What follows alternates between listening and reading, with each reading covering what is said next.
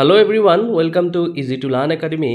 আজিৰ এই ভিডিঅ'টোত তৃতীয় শ্ৰেণীৰ স্পন্দন পাঠ্যপুথিৰ পাঠ নং 2 বান্দৰ আৰু টুকুৰা চৰাই এই পাঠটোৰ যিখিনি পাঠভিত্তিক প্ৰশ্ন উত্তৰ আছে গোটেইখিনি ভিডিঅ'টোত আলোচনা কৰিম।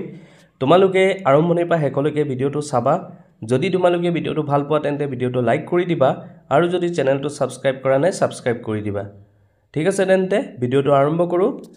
আমাক প্ৰথম প্ৰশ্নটো কি দিছে আলোচনা কৰো আৰু লিখো আহা। ইয়াত ক নম্বৰ প্ৰশ্নটোত কি কৈছে টুকুৰা চৰাইবোৰে কোনজোপা গছত বাহ সাজি আছিল। এই প্ৰশ্নটোৰ উত্তৰ ছাত্ৰ-ছাত্ৰীসকল মই কৰি দিছো। তোমালোকে এই ধৰণে প্ৰশ্নটোৰ উত্তৰ লিখিব লাগিব। টুকুৰা চৰাইবোৰে এজোপা নাৰিকল গছত বাহ সাজি আছিল। তোমালোকে এই ধৰণে ক নম্বৰ প্ৰশ্নটোৰ উত্তৰ লিখিব লাগিব। এতিয়া খ নম্বৰ প্ৰশ্নটোত কি কৈছে চোৱা বান্দৰজাক বাগিচাখনলৈ কি বিচাৰি আহিছিল। এই প্ৰশ্নটোৰ উত্তৰ তোমালোকে এই ধৰণে লিখিব লাগিব বান্দৰজাক বাগিচাখনলৈ আহাৰ বিচাৰি আহিছিল। তোমালোকে এই ধৰণে খ নম্বৰ প্ৰশ্নটোৰ উত্তৰ লিখিব লাগিব। এতিয়া পিছৰ প্ৰশ্ন গ নম্বৰ প্ৰশ্নটোত কি কৈছে চোৱা বান্দৰজাকে গছৰ তলত কিয় আশ্ৰয় লৈছিল। এই প্ৰশ্নটোৰ উত্তৰো মই ছাত্ৰ-ছাত্ৰীসকল কৰি দিছো। তোমালোকে এই ধৰণে প্ৰশ্নটোৰ উত্তৰ লিখিব লাগিব কিনকিনকৈ এজাক বৰষুণ অহাৰ বাবে বান্দৰজাকে গছৰ তলত আশ্ৰয় লৈছিল। তোমালোকে এই ধৰণে গ নম্বৰ প্ৰশ্নটোৰ উত্তৰ লিখিব লাগিব। তাৰ পিছত ঘ নম্বৰ প্ৰশ্নটোত কি কৈছে চোৱা ঠাণ্ডাত ঠক ঠককৈ কোন কঁপিছিল। এই প্ৰশ্নটোৰ উত্তৰ তোমালোকে এই ধৰণে লিখিব লাগিব ঠাণ্ডাত ঠক ঠককৈ বান্দৰজাক কঁপিছিল। তোমালোকে এই ধৰণে ঘ নম্বৰ প্ৰশ্নটোৰ উত্তৰ লিখিব লাগিব। এতিয়া পিছৰ প্ৰশ্ন 2 নম্বৰ প্ৰশ্নটোত কি কৈছে চাও আমি। এতিয়া 2 নম্বৰ প্ৰশ্নটোত কি কৈছে চোৱা উত্তৰ কোৱা আৰু লিখা। হেৰৌ নাভাঙিবি নাভাঙিবি চৰাইকেইটাই ইমান কষ্ট কৰি বাহ সাজিছে সকলোৱেতো বাহ সাজিব নাজানে কথাষাৰ কোনে কাক কৈছিল। তো এই প্ৰশ্নটোৰ উত্তৰো ছাত্ৰ-ছাত্ৰীসকল মই কৰি দিছো। তোমালোকে এই ধৰণে প্ৰশ্নটোৰ উত্তৰ লিখিব লাগিব বয়সীয়াল বান্দৰ এটাই গছৰ ওপৰত উঠা বান্দৰ দুটাক এই কথাষাৰ কৈছিল। তোমালোকে এই ধৰণে ক নম্বৰ প্ৰশ্নটোৰ উত্তৰ লিখিব লাগিব। এতিয়া খ নম্বৰ প্ৰশ্নটোত কি কৈছে চোৱা হিয়তে কিয় ঘৰ নাহাজে বাৰু। এই প্ৰশ্নটোৰ উত্তৰ মই কৰি দিছো। তোমালোকে এই ধৰণে প্ৰশ্নটোৰ উত্তৰ লিখিব লাগিব বান্দৰজাকে ঘৰ সাজিব নজনাৰ বাবে ঘৰ নাহাজে। তাৰ পিছত গ নম্বৰ প্ৰশ্নটোত কি কৈছে চোৱা বান্দৰৰ বাহিৰে আৰু কোনে কোনে বাহ নাহাজে। তো এই প্ৰশ্নটোৰ উত্তৰো মই কৰি দিছো। তোমালোকে এই ধৰণে প্ৰশ্নটোৰ উত্তৰ লিখিব লাগিব বান্দৰৰ বাহিৰে আৰু কুকুৰ মেকুৰী ছাগলী আৰু কুলি চৰাই বাহ নাহাজে। তোমালোকে এই ধৰণে গ নম্বৰ প্ৰশ্নটোৰ উত্তৰ লিখিব লাগিব। এতিয়া পিছৰ প্ৰশ্নটোত কি কৈছে চাও আমি।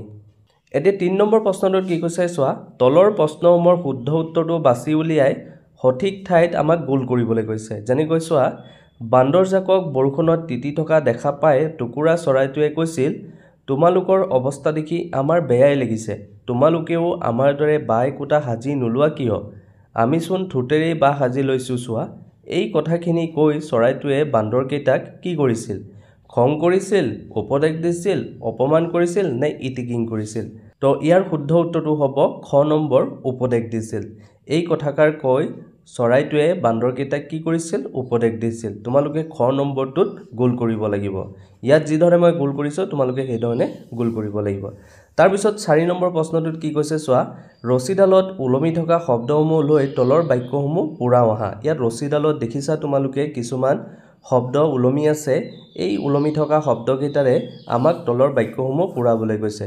তো মই ইয়াৰ উত্তৰটো কৰিয়ে দিছো। তোমালোকে ক নম্বৰত খালী ঠাইত লিখিব লাগিব কিনকিন কিনকিনকৈ বৰষুণ পৰিছিল। তাৰ পিছত খ নম্বৰত তোমালোকে জুৰুলি জুপুৰি লিখিব লাগিব বান্দৰজাক বৰষুণত তিতি জুৰুলি জুপুৰি হৈছিল। তাৰ পিছত গ নম্বৰত খালী ঠাইত তোমালোকে ঠক ঠক লিখিব লাগিব সিহঁত ঠাণ্ডাত ঠক ঠককৈ কঁপিবলৈ ধৰিছিল। তাৰ পিছত ঘ নম্বৰত তোমালোকে গুজৰি গুমৰি লিখিব লাগিব কেইটামান বান্দৰে মনৰ ভিতৰত গুজৰি গুমৰি আছিল। তাৰ পিছত ঙ নম্বৰত তোমালোকে টানি আজুৰি লিখিব লাগিব সিহঁতে চৰাইৰ বাহবোৰ টানি আজুৰি ভাঙিবলৈ খুজিছিল। তাৰ পিছত প্ৰথম ছ নম্বৰটোত তোমালোকে খেক খেকাই লিখিব লাগিব দুটামান বান্দৰে দাঁত নিকটাই খেক খেকাই আছিল। তোমালোকে এই ধৰণে 4 নম্বৰ প্ৰশ্নটোৰ উত্তৰ কৰিব লাগিব। এতিয়া পিছৰ প্ৰশ্নটোত কি কৈছে চাও আমি। তাৰ পিছত 5 নম্বৰ প্ৰশ্নটোত কি কৈছে চোৱা এঘৰ মানুহৰ এখন ফুলৰ বাগিচা আছিল। এই বাক্যটোত আছিল শব্দটোৱে আগতে থকা অৰ্থ বুজাইছে। এনেদৰে আগতে হৈ যোৱা থকা খোৱা কৰা আদি অৰ্থবুজা শব্দবোৰ পাঠৰ পৰা বিচাৰি উলিয়াই লিখা।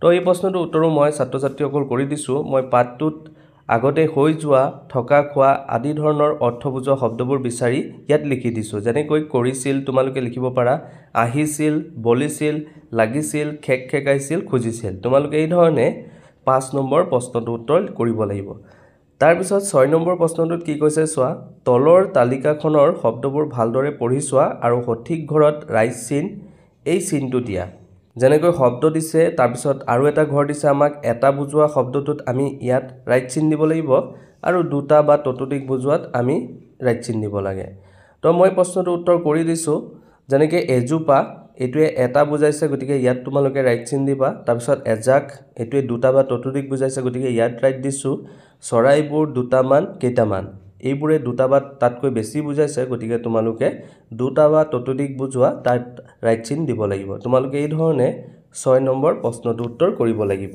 এতিয়া পিছৰ প্ৰশ্নটোত কি কৈছে চাও আমি এতিয়া 7 নম্বৰ প্ৰশ্নটোত কি কৈছে চোৱা বান্দৰজাকক বৰষুণত তিতি থকা দেখি টুকুৰা চৰাইবোৰে দুখ কৰিছিল তলৰ পৰিস্থিতিবোৰত তুমি কি কৰিবা ইয়াত আমাক কেইটামান পৰিস্থিতি দিছে আৰু সেই পৰিস্থিতিবোৰত আমি কি কৰিম হেতু লিখিবলৈ কৈছে যেনেকৈ প্ৰথম পৰিস্থিতিটো আমাক দিছে তোমাৰ ককা দেউতাৰা বেমাৰ হৈ বিছনাত পৰি আছে তো মই এই প্ৰশ্নটোৰ উত্তৰ এই ধৰণে লিখি দিছোঁ তোমালোকে এই ধৰণে লিখিব লাগিব মই ককা দেউতাৰাক সহায় কৰিম সময়মতে ঔষধ খুৱাম আৰু তেওঁৰ যত্ন ল'ম তোমালোকে এই ধৰণে ক নম্বৰ প্ৰশ্নটোৰ উত্তৰ লিখিব লাগিব তাৰপিছত খ নম্বৰটোত কি দিছিলে তোমাৰ সমনীয়া খেলত বিজয়ী হৈছে এই পৰিস্থিতিত তুমি কি কৰিবা তো মই এই ধৰণে উত্তৰটো লিখিছোঁ মই তেওঁক অভিনন্দন জনাম আৰু তেওঁৰ সফলতাত আনন্দিত হ'ম তোমালোকে এই ধৰণে খ নম্বৰ প্ৰশ্নটোৰ উত্তৰ লিখিব লাগিব তাৰপিছত গ নম্বৰটোত কি কৈছিলে চোৱা তোমাৰ সন্মুখত চৰাইৰ পোৱালি এটা বাহৰ পৰা সৰি পৰিছে গতিকে তুমি কি কৰিবা হেতু লিখিবলৈ কৈছিলে মই ইয়াত লিখি দিছোঁ তোমালোকে এই ধৰণে লিখিলে হ'ব মই চৰাইৰ পোৱালিটো সাৱধানে উঠাই নিৰাপদ ঠাইত ৰাখিম যাতে কুকুৰবিলাকৰ পৰা সুৰক্ষিত থাকে লগতে অলপ পানী আৰু আহাৰৰ যোগান ধৰিম তোমালোকে এই ধৰণে গ নম্বৰ প্ৰশ্নটোৰ উত্তৰ লিখিব পাৰিবা তাৰপিছত ঘ নম্বৰ পৰিস্থিতিটোত আমাক কি দিছিলে চোৱা টুকুৰা চৰাই ঠাইত তুমি হোৱা হলে বান্দৰ কেইটাক কি কলাহেঁতেন তো তোমালোকে এই ধৰণে উত্তৰটো লিখিব পাৰিবা মই বান্দৰ কেইটাক কলোহেঁতেন বন্ধুত্ব অমূল্য বস্তু তোমালোকৰ মাজত সদায় এনেদৰে মিলাপ্ৰীতি থাকক একেলগে থাকিলে সকলো সুখ দুখ ভাগ কৰিব পাৰি আৰু যিকোনো বিপদৰ পৰা ৰক্ষা পোৱা যায় তোমালোকে এই ধৰণে ঘ নম্বৰ প্ৰশ্নটোৰ উত্তৰ লিখিব পাৰিবা এতিয়া পিছৰ প্ৰশ্নটোত কি কৈছে চাও আমি তাৰপিছত 8 নম্বৰ প্ৰশ্নটোত আমাক এটা প্ৰকল্প দিছিলে মই ইয়াত কৰি দিছোঁ তোমালোকে এই ধৰণে ঘৰত কৰিবলৈ চেষ্টা কৰিবা আমাক কি দিছিলে কোনবোৰ চৰাইয়ে নিজৰ বা নিজে সাজে তাৰ এখন তালিকা প্ৰস্তুত কৰা তো মই ইয়াত তালিকাখন বনাই দিছোঁ তোমালোকে